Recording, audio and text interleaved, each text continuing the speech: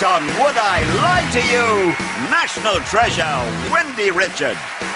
National Disaster, Russell Howard. And their team captain, the National Trust's David Mitchell. And facing them tonight, the Strictly Come Dancing, Len Goodman. The often trying Vic Reeves. And their team captain is answer-frying Lee Mack. But first, become noticeably excited for your host, Angus Deaton.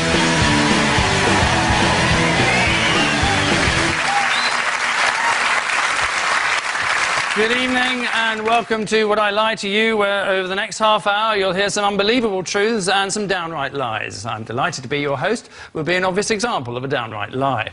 Yes, it's all about the ability to fool your fellow man. Abraham Lincoln once said you can fool some of the people all of the time, all of the people some of the time, but you can't fool all of the people all of the time. My dear, he also said I'm looking forward to going to the theatre tonight. A word of advice, liars will often touch their nose whilst talking, something to watch out for amongst our cast of A-list celebrities. Which brings us anything but neatly to round one, Home Truths, in which our guests read out a statement about themselves and the opposing team have to guess if it's true or a filthy fib. Guess right, they get a point. Guess wrong, the others get a point. It's as simple as the panellists themselves. Lee's team have first crack, if you'll pardon the expression, and Len it is who kicks off with his first Home Truth. Len? I imac my armpits. OK, truth or garbage? I was next to Len's dressing room and there was a lot of screeching coming. How long does it take you to do? It's a very, very quick and brief experience, really. You get the bottle. Yep. You place it in your hand. Yep. You lift it up. I can see what's happened there. And then use the applicator provided and peel it off. I thought, according to the ads, that Imac was a cream, not a liquid. Yeah, it's a cream. Well, it's in a bottle, and it don't... No, it's in a tube. I hate clever, bloody women. Do you do this for hygiene or Well, it all started, actually, years ago when I danced a lot more, and we used to rehearse in vests, really. And there's nothing worse, ladies, is there, than to see an arm full of hair and dewdrops and little bits of crustacean all floating around. There's nothing worse, especially if you're in the pub and one of them comes in, they're standing next to you at the bar, and it's all that. I think it's absolutely vile. What sort of pubs do you go to? Do you put your deodorant on immediately after you've... As soon as I have done the process, I shower, walk into the other bathroom where I keep my other accoutrements. The other bathroom? Yeah. Where you have a manservant pat you down? And then I have a jolly good squirt of... I do squirt straight away. Yeah. Right, well, you cannot put deodorant on immediately after you've used one of those creams. He'd be screaming his head off. Oh, well deduced. Well, I think that's a clincher, isn't it? Yeah, absolutely. Right. Yeah. There Therefore, we go. No, we reckon that's a lie. they're saying it's a lie. There we go. Oblivious to pain, the truth. Really? Oh!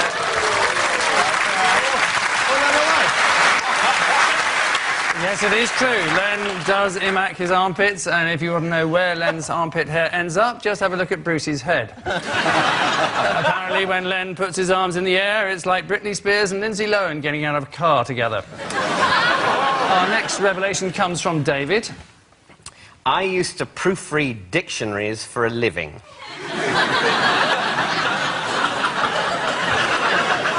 OK. Which dictionaries? They were English dictionaries. Never mind. But which one, the OED or the Webster's? They were dictionaries for learners of English. Was it laugh a minute? I have to say, what was weird about it is that because it was so boring, I became a huge hypochondriac during the process. And, you know, it's so dull what you're supposed to be doing that you start thinking, oh, I think there's a bit in my finger, I can feel my little finger, maybe there's something growing in there that's going to kill me. Or I think my left eye, I'm going blind in one eye. Right. All right, then, what's the first word in the dictionary, and you can't have aardvark? Well, it's A or A. You can't have two guesses.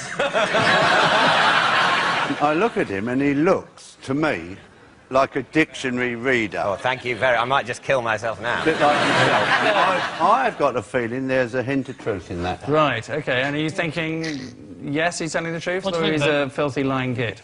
It's true. Is it? Is it true? Yeah. Right. My team think it's true, so we're going to go with true. OK, You're saying that I look like a man who's gone to the depths of tedium and not come back. Yeah. Well, that's because I am. It's true. Yes, it is true. David did proofread dictionaries for a living. Yes, ladies, his middle name is Danger. He claimed it was one of the happiest times of his life, or as he called it, the most felicitous epoch of his existential being. Proofreading is, of course, vital to any piece of writing. Even the scripts on this show are subject to rigoros scrutiny. Russell, surprise us all. I was a contestant on Junior MasterChef. Thank you.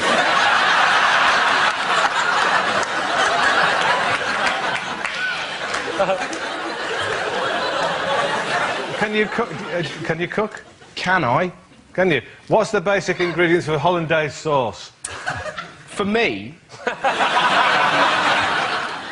I open with a bit of mustard and a bit of... it's just how I make it. I don't invite you round. And a bit of sort of corn flour and a bit of milk, mix it all in, and then what I like to call the special ingredient, like Mama's sauce from Ragu, I'll never tell, and put it over some eggs, and it's lovely. Liar! Liar! Liar! You missed out. That's vinegar. what I do. You missed out lemon. I don't put lemon in it. Everyone, a hollandaise sauce is vinegar and lemon and Have you eggs. been on MasterChef? So, Russell, what was your signature dish? I did beef Wellington, and I opened with soup, and I had apple crumble for pudding. You opened with soup. Yes. What sort of soup? Tomato. I take it you didn't bother with the tomatoes. Take me through how you made your tomato soup. We've got him here, Lee. He'll say open the tin. I just put tomatoes in it. How old were you? 8. 8. 8? And you were making beef Wellington? Russell, we're not idiots. You weren't making beef Wellington, were you? Junior MasterChef, you'd have been... I've seen Big Cook, Little Cook. You were probably making biscuits in the shape of the moon. Beef Wellington? Here's a clincher, Lee. Watch this. You put a bit of beef in the oven. How long do you cook it for? Ages.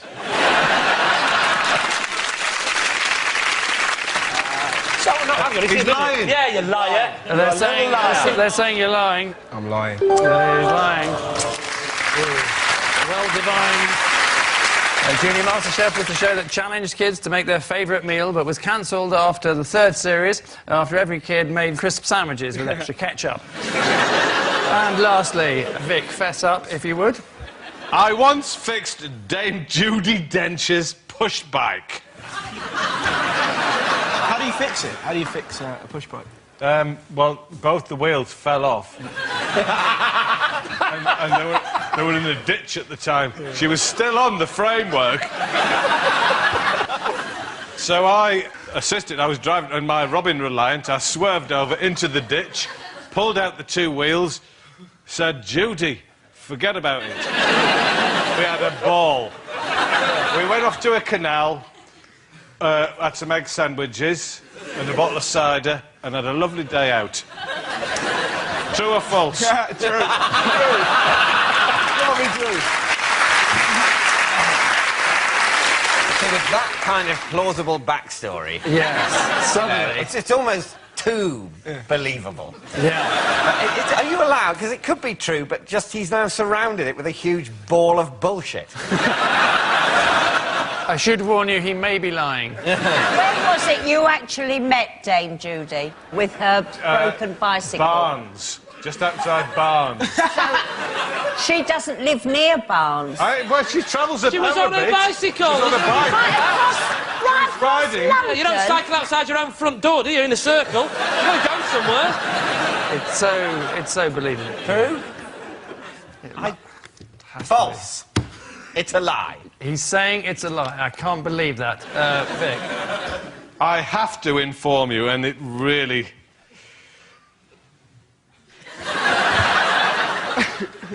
It's a lie. No. Yes, we would have thought. All of which brings us to the end of this pulsating opening round, with Lee's team having accrued 4 points and David's a meagre 2.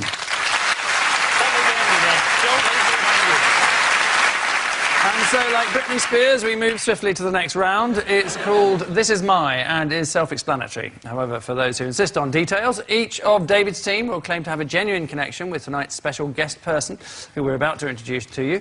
It's up to Lee's team to spot whose connection is genuine. So please welcome this week's special guest person, Morris.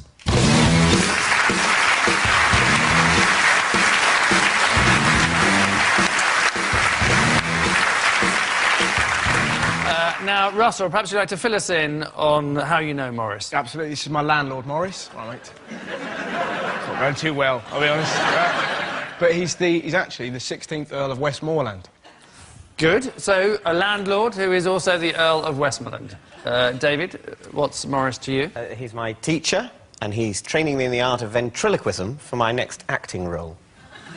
So, a ventriloquist teacher. And lastly, then, Wendy, what's your connection with Morris? This is Morris. He's my hairdresser, and he also cuts the hair of Tony Blair. So, there you are.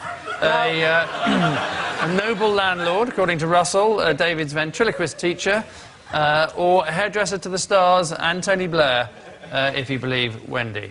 Lee. Russell. Yes, mate. Pray tell. What, me More of the Earl of Westmoreland. OK, well, me and Mojo, as I call him, we had a party once up in our flat, and he sort of lives downstairs, and it was quite sort of, you know, crazy.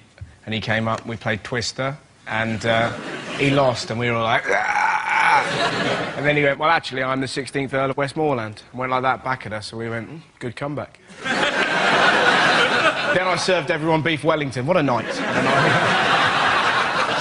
Wendy, may I ask, is he your current hairdresser at this time? Yes. Yeah? And whereabouts would his shop be? Is it in the West End of London, or...? Yes. Whereabouts? It's, yeah. it's near Baker Street. Near Baker Oh, Street? right, yeah. Near Baker Street. Right, near, yeah, very near Baker Not on Baker Street. No. No, just... You wouldn't perchance know the name of the road, I'd guess, at this stage. No, because, well, you see, I don't drive, and if I'm going around, I tend to walk, so I don't look at street names. Is it in the underground? No. Where the hobbits have their hairstylists. Does he still do Tony Blair's hair? Yes. Right. And do you get any gossip? No, Morris never repeats gossip. Right, very discreet. Yes. OK. Sorry, David, could you just remind me of yours again, please? A ventriloquist. Oh, yes. Yeah. Ventriloquist. Which is clearly And the how right... many lessons have you had, David? Just approximately, how many lessons? I've had 3. Any other questions, Lee? Yes, I want an example from David, a bit of ventriloquism. After 3 lessons, you should be able to do something far away. Bloody hell. It's quite embarrassing. My teacher's here. Yeah. OK, sort of... I'll do my best. All we can ask for. I'm nervous now. Yeah. Getting that thing in my finger. Yeah. OK, so...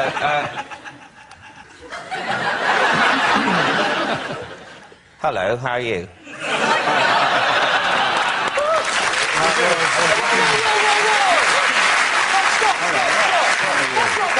You can't argue. That's how posh people speak all the time. Well, why do you think I got the pass?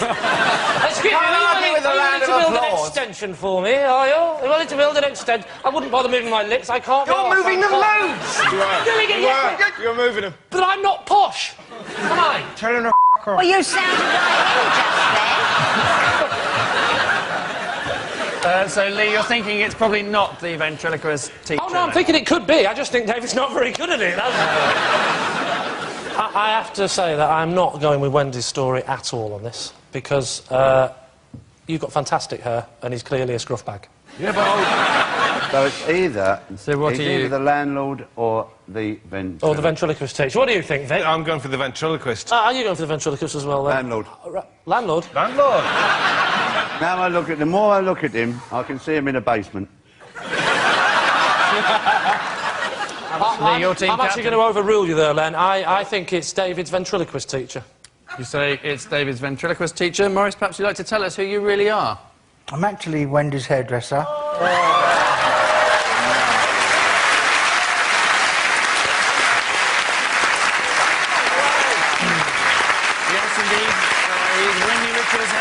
well done to Morris. And I do cut Tony Blair's hair.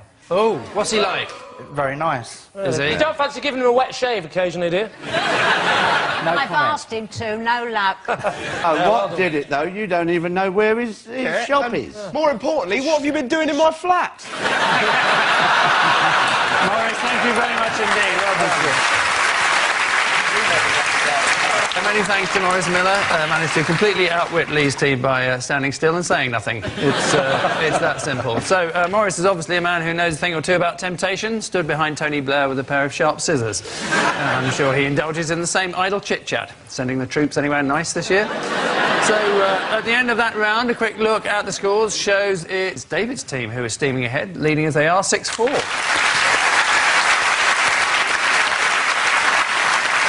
And so to the round widely regarded as Telly Tales. Each member of one team will follow up a clip from a much-loved TV show with a riveting piece of information relating to it. All their opponents have to do is to work out whether that statement is truth or tosh. Tonight we're proud to feature the Eurovision Song Contest, a fabulous and flamboyant festival of musical culture, or if you're not gay, a 2-hour lake of shite. So Lee is first up with a fact about this 1980 Luxembourg entry, Papa Penguin.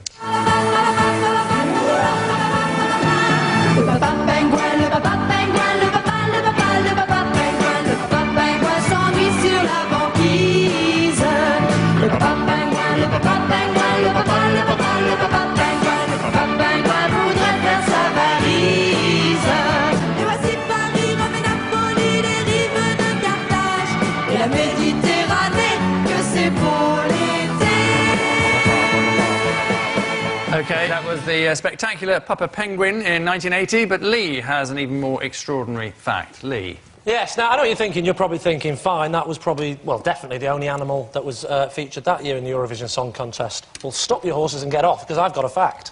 The Swedish entry that year also had a real live orangutan as the dancer. So what are you thinking? Well, I just think, can you imagine how pissed off the poor Luxembourg team were going to be? We thought we'd nailed it this year with this man who looks almost exactly like a penguin. I mean, if you look very carefully, you can tell that it's maybe another seabird. Yeah, but what about the welfare of the orangutan being made to be distressed in a programme that nobody really watches? I don't know whether the orangutan would be more upset being in Eurovision than in a better programme. I think there's a chance that an orangutan might find even being in something excellent like The Office quite a distressing experience, because he's not going to get it. Very few orangutans understand the structure of a script. I think their critical faculties are almost nil. Yeah, he wouldn't get Terry Wogan's irony. So... Well, you'd be surprised, David. You'd be surprised. The question we have to ask ourselves, then, is how cruel are the Swedes? Are they... We should put that into Google. Are they a cruel people? I think if they got an orangutan, wouldn't it would totally freak out and either go mental and smash up some sound equipment. Well, that'd be great. Maybe that was it. It just got a guitar and started smashing it. Maybe they said, we don't need to write a song, we'll just see what the monkey does. Well, that's how Ginger Spice started. You're probably taking the whole... When I said they were dancing, you're probably, you know, in your head, you're thinking like a routine here, you know. It simply, his job was to just, you know, it was obviously caged, so it was in a cage. It was caged? What's rubbish? What do you mean it's rubbish? I had like a pole. I had an image of it doing like that. Sweden, actually, they're usually among the more competent entries to Eurovision, aren't they? I mean, they have won it in the past, I think. Yeah, yes. ABBA, they're Swedish. They're Swedish. I am quite into music. They wouldn't have needed a gimmick like that. Exactly, they wouldn't have needed a gimmick like that. I think true. I want it to be true. Well, I wanted Father Christmas to be true. I still do. What do you think, Wendy? You think... I think not. I think not. OK, well, that's what you're saying. Let's find out if you're right. Did Sweden ever have a orangutan in their band? Lee? Well, actually, it was a lie.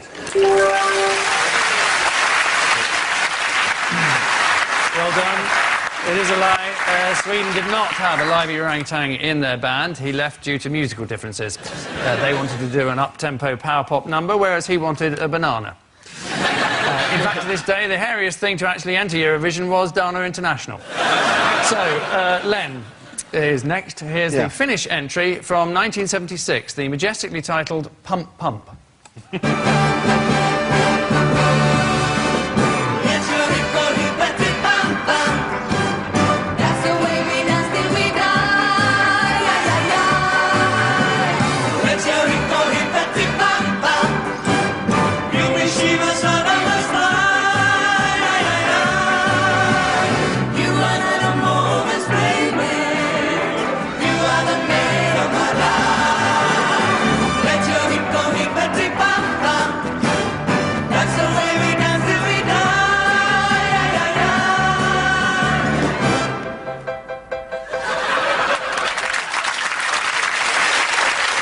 So, at long last, the answer there to the question, whatever happened to Demis Roussos? That guy ate him. That was Pump Pump, anyway, by Freddie and the Friends. But what is Len's additional piece of priceless trivia? Len? That was the Eurovision entry from Finland there, and my fact is that on the 27th of July in Finland, they celebrate Sleepyhead Day, when the last member of the family that awakes is taken down to the sea and thrown in. Well, the question you're asking is, yes. Would the same nation that produced that giant man and those girls be the location for a frenzy of splashes? That's pretty much the connection between... So where does Sleepyhead Day come from then, Len? Well, it dates back to the Middle Ages, where evidently 7 Christians slept in a cave for 200 years. And so they came up with this sleepyhead. And I can actually tell you the Finnish for that is Unikapaka. Unikapaka. Where we get the Knickerbocker glory from. Yes, right. Originally, it was packed with sedatives. What do you think? It does sound like one of those daft things that they would do. Yeah. You think? Yeah. We used to have a pram race in our village, so it's conceivable. People chase cheeses in Wales, don't they? Yeah. And the first person to get to the cheese, I don't know, gets the cheese. So I think this is true. OK, Len, truth or garbage? Funnily enough, it's true. Yeah. Yes. Len was telling the truth. July the 27th is indeed National Sleepyhead Day in Finland, where the last person in the house to wake up is traditionally thrown in the nearest lake or sea. And July the 28th is, of course, National Granny's Body Washes Up on the Shore Day. So at the end of that round, it's Lee's team who are what's commonly known as last, trailing as they do 9-4.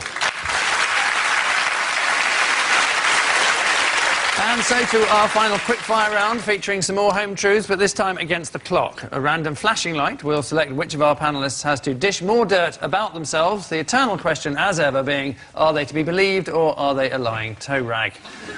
It's David's team who are in the lead, so Lee's team needs all the points they can get, starting now. Wendy. I have no idea how to use a laundrette washing machine.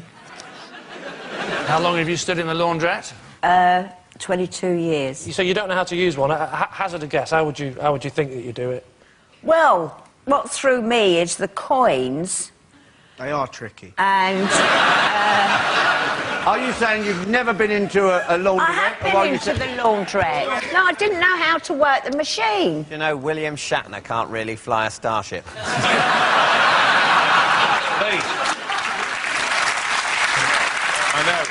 I know, look, Lee, she's caught us out with her genius acting before. Yes. I would guess that you are actually telling the truth. OK, Wendy. Yes, I am. It is true. Next. Lee. My parents told me my dog was dead, when in actual fact, it was in Scunthorpe. Oh, yeah, laugh it up now. Why was the dog in Scunthorpe? Well, because my parents decided to give him away and didn't want to tell me that. And so they gave him to somebody who lived in Scunthorpe, a relative. And where did you live? We lived in the northwest of England. I'm not going to give you the exact location due to the fact that I've got many fans. That is a lie, by the way. What happened when you went to visit your relative that had the dog? Yeah, exactly. Well, it was a distant relative, so we didn't have to see them that much. I think could well be true. You don't believe it? I don't. OK, we go with a lie. OK, Lee, put us out of our misery. It wasn't out of its misery, of course. It was in Scunthorpe. It's actually true. It's true. Next, David. As a teenager, I had a poster of Margaret Thatcher on my bedroom wall. I totally believe you've still got a picture of Margaret Thatcher on your wall. David, describe to me in detail the picture, please. Well, she was in a sort of blue suit. Yeah. True. And I think it was sometime during the election, it looked like. When she was sort of going along a crowd of people who liked Did you her. have other great Tories on your wall as well? Other pictures of... Well, Pitt the Younger, obviously. I still got him up there. Right. Lee, what's your answer? I'm going to have to confer now. What do you think, Vic? True, my love, true. What do you say? I think it's true. I think you're both wrong, and I think it's a lie. Yes. It is a lie. Well, Well done, Captain. Can I just say thank you? Thank you for not believing that. You know. yes, David did not have a photo of Margaret Thatcher on his bedroom wall. He could see her quite well enough through his night vision binoculars. Next, Len. I killed a falcon while playing golf. Wow. Did you kill the bird with the ball or with the club? Yeah, with the ball. You're not saying, get off my tee. Did you get into trouble for having killed this falcon? No, I did not. This isn't true, I don't think. It's not like it's just a wren. I mean, you'd taken a wren out with it, definitely, although a wren would be harder to hit. But then you weren't aiming. So, I don't think it's true. Do you think it's true? No. False. No, it's a lie. OK, they're saying it's a lie. Well, to be honest, it's completely true. Oh! This is true. Len did hit a falcon whilst playing golf. The falcon is regarded as one of the fastest animals in the world, or as Len would say, not fast enough, my friend. Next, Vic. I once helped TV's Dr. Raj Prasad fix his computer. It just needed a reboot. I'm sorry, I have to... first, I can't read this question up because I don't know who Dr. Raj Prasad is. Right. And I don't know what a reboot is. I mean, it does seem like a lie. Yeah, you're quite right, it's a lie. It's a lie. Vic has never helped Dr. Raj Prasad fix his computer. In fact, Vic knows about as much about computers as the PC World Helpline. Which irritating horn-like sound means at the end of our final round, tonight's runaway winners are David's team, having trounced Lee's team by 11 points to 9.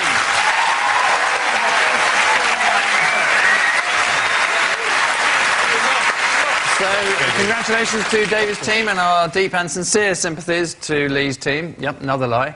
Join us next week for more of the same, and always remember that according to psychologists, a person who is lying will avoid making direct eye contact, which explains how David Blunkett got away with it for so long. Good night.